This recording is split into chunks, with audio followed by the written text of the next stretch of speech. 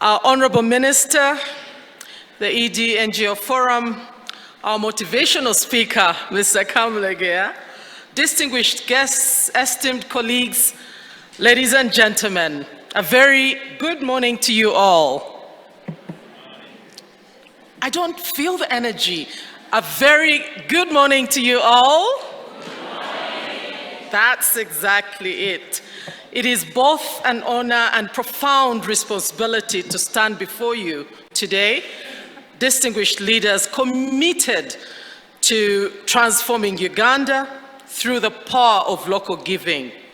Today, we confront a vital truth: the future of Uganda's development hinges on our collective ability to harness and amplify the potential of local philanthropy. Ladies and gentlemen, Uganda is certainly at a crossroads. Our youthful population, over 73% under 30, embodies immense potential. Our natural resources and resilient communities are assets waiting to be fully utilized through strategic investment. Yet, these assets are increasingly vulnerable, threatened by mounting debt and shrinking global financial support. So the question we must ask ourselves is clear: how do we secure a sustainable, inclusive future when traditional financing models are no longer enough? And the answer lies in reimagining our development financing landscape. Our blueprint, Vision 2040, envisions a transformed Uganda, a modern, prosperous society where per capita income reaches US $9,500 within 3 decades. Now, to reach this vision, we have laid out a bold roadmap, the National Development Plan 4, with a target of achieving 10-fold economic growth by 2040. This ambition demands innovative, diversified, and resilient financing. It requires us to leverage all available resources, from government coffers to private investments, from international aid to often overlooked realm of local philanthropy. Now, as we explore the theme of celebrating and reclaiming giving, I want to anchor our discussion in the vital framework guiding our national development, the National Development Plan 4. This plan underscores the critical importance of creating innovative, flexible, and sustainable financing mechanisms to accelerate socioeconomic transformation. It recognizes that traditional sources of funding are not, such as government revenue and external aid, are no longer sufficient on their own. Instead, our NDP4 emphasizes leveraging diverse, locally driven financial sources, including community contributions, social enterprises, and indigenous giving practices to build resilient systems for development. This focus on innovative finance is a strategic shift, a recognition that our greatest asset in achieving Uganda's aspirations lies within our communities. The plan encourages us to explore digital platforms for resource mobilization, foster public-private partnerships, and harness social capital through indigenous giving. It is a call for us all, government, civil society, private sector, and citizens, to work together in cultivating a vibrant ecosystem where local philanthropy becomes a cornerstone of national growth. Distinguished participants, ladies and gentlemen, over the years since joining the realm of work, I have witnessed the vibrant, resilient spirit of Uganda, our people, our communities, our traditions, whose unwavering generosity has sustained us through centuries of challenge and change. And as we explore the theme, I'm reminded of a simple truth that our greatest resource is not solely found in external aid, nor in foreign grants, but in the heartbeats of our communities, our people who give quietly, creatively, and passionately, often without fanfare, yet with profound impact.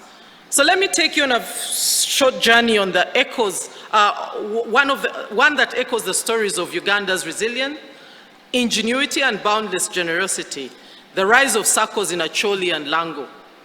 In the lush plains of northern Uganda, communities have long relied on SACCOs, community savings groups, to weather storms. During the turbulent years of conflict, these groups became more than just savings clubs. They transformed into lifelines. Members, many of whom are smallholder farmers, pooled resources to buy seeds, access microcredit, and invest in their children's education. Today, these grassroots institutions are hubs of innovation, empowering thousands of families to break free from the cycles of poverty, proof that local giving, nurtured and supported, can be a formidable force for development. Another example is also from Acholi, where every year the Acholi people gather during the Gulu Carnival to celebrate their culture and community. Beyond the vibrant dances and music, it's the time when local artisans and farmers and youth groups contribute their resources, be it through traditional offerings or small donations to fund community projects like schools, health clinics, and clean water initiatives. These acts of giving, rooted in cultural pride, demonstrate that development can be driven by indigenous practices, not just external interventions. There is also an example from Karamoja. The Chupa, I think, festival is a vivid example of indigenous giving. And during this cultural event, communities contribute cattle, grains, and labor, not as charity, but as a collective act of solidarity. These contributions sustain communal farms, support vulnerable families, and foster social cohesion. Here, giving is woven into the fabric of life, a testament that even in harsh environments, community-driven resource mobilization thrives when rooted in tradition.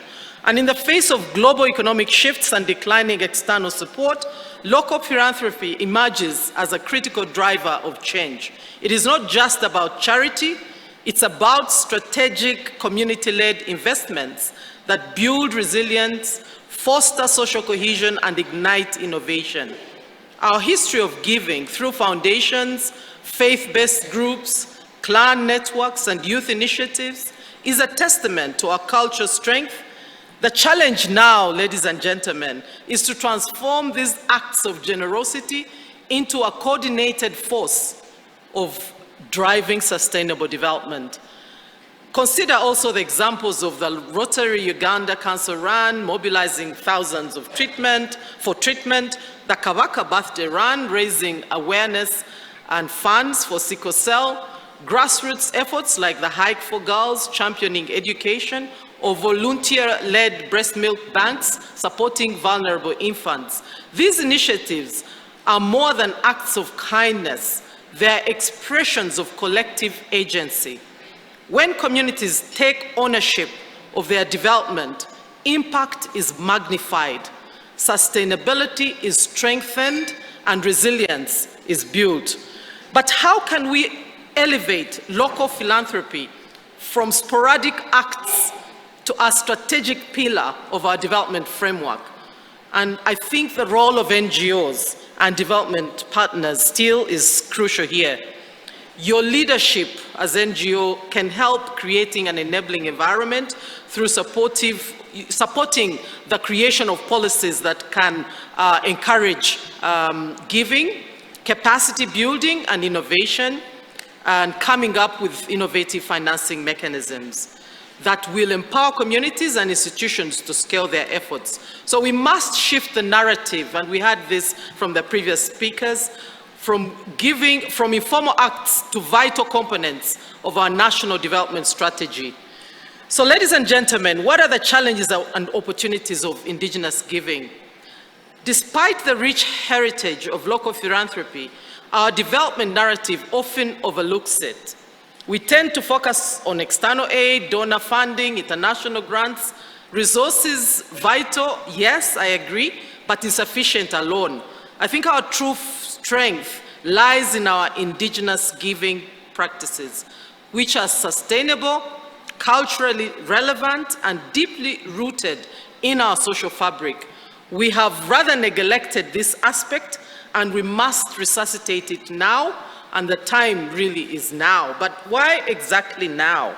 As we heard from the previous speakers, ladies and gentlemen, it's because external support is becoming uncertain, shifting every now and then, and increasingly becoming unpredictable. And we've had many meetings, even the recent largest financial meeting in Seville. The tone was very clear. We have to look more inward. Meanwhile, local communities, those who give quietly and tirelessly and are the backbone of our resilience, have not been focused on deliberately and intentionally. We need to better recognize and support their efforts. We need to work tirelessly to unlock a power that can transform Uganda from aid dependency to self-reliance. And we can do this if we commit, educate, and sensitize each other, agree to work together with determination, honesty, and discipline, and hold each other accountable. Now, let me reflect a little bit on the role of the private sector, and Mr. Kamlega did talk much about this. But I wanted to emphasize the point that globally and locally, businesses have been powerful catalysts of philanthropy, and we've seen many examples. From corporate social responsibility to social enterprise, their potential to accelerate community development is immense. Yet their full impact remains largely untapped, hindered, in my view, largely by regulatory barriers and lack of enabling frameworks. Are we doing enough, for instance, in Uganda to create an ecosystem that encourages and sustains private sector-led philanthropy? I don't think so. Can we do more? Certainly. I think we need to do more in that area. Research shows that with clear legal frameworks, tax incentives, and streamlined registration, local philanthropy can become a strategic partner in Uganda's transformation. So this leads me to a fundamental question. How do we foster a community-led development paradigm? The sectors of agriculture, tourism, minerals, science and technology all hold a lot of promise, but only if we actively involve communities in co-creating and co-investing in solutions. We will not sit here in Kampala and decide what Amuchiga and Kegezi will do, and that will not really take root. It's when the Bachiga themselves can think of an innovation that can work and we upscale it with them. And this is where, as NGOs, you really have the power to work with communities to really find innovative solutions. So we need really to work collaboratively, and the future of development is rooted in collaboration and collective action. International aid, I must say, and local philanthropy are not antagonists. They are partners. We must create platforms for dialogue, share best practices, and align our efforts towards shared goals. So how are we going to reframe our vision from aid dependency to local agency? Ladies and gentlemen, imagine a Uganda where every community from bustling streets of Kampala to the remote villages of Karamoja is empowered to lead its own development story, where local giving practices, be they through PDM circles, Emyoga savings groups, church offerings, or culture festivals, are not just acts of charity, but strategic investments in our collective future. This vision is not utopian, it's achievable. It requires us to see indigenous philanthropy as a strategic asset, to craft policies that recognize and incentivize local giving, and build partnerships that strengthen community-led initiatives. So how exactly are we going to build or start building the ecosystem for a giving culture, especially through policies, partnerships, and practice? And how do we foster this community-led development paradigm? Ladies and gentlemen, I want to suggest that we must create an enabling environment that nurtures indigenous giving. We must undertake policy reforms. We must put in place policy reforms that formalize and support community-based funds, making them eligible for government grants and tax incentives. We must create tax incentives and put in place and call for fiscal incentives, such as tax reliefs for local donors, encourage more Ugandans to contribute to their communities. We also must build partnerships.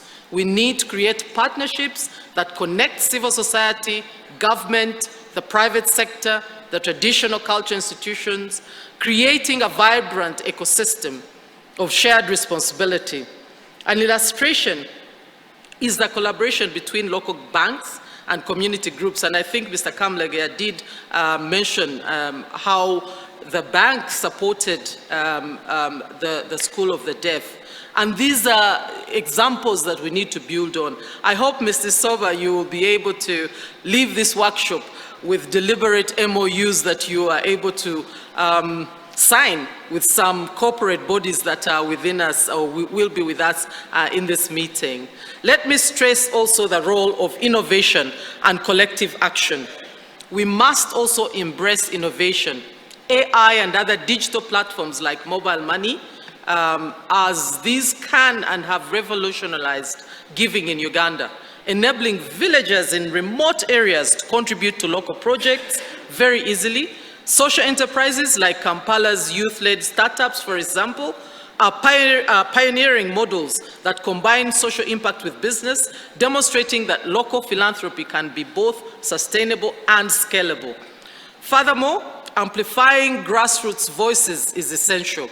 Their wisdom, practices, and aspirations are vital to crafting solutions that resonate deeply with our realities. Their stories of giving, whether a woman serving in a circle or a youth group planting trees, must be celebrated, documented, and integrated in national development strategies.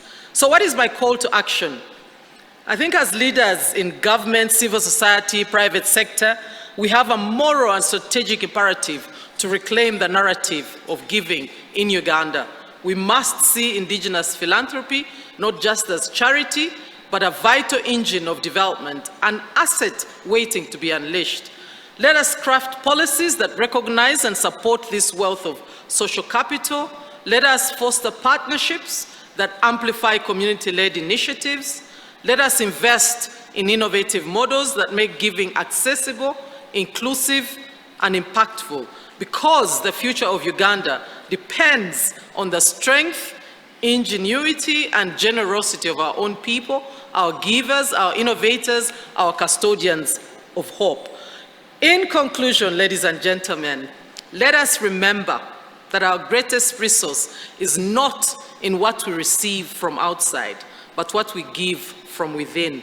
Our communities, rooted in culture, driven by purpose, hold the key to Uganda's sustainable development. Together, let us build a nation where local philanthropy is not just a noble act, but the very foundation of our development strategy, where every Ugandan's contribution, no matter how small, becomes a building block for a brighter future. As Nelson Mandela once said, what counts in life is not the mere facts that we have lived. It's what difference we have made to the lives of others that will determine the significance of the life we lead. Let us all strive to make a difference. Thank you, and for God and my country.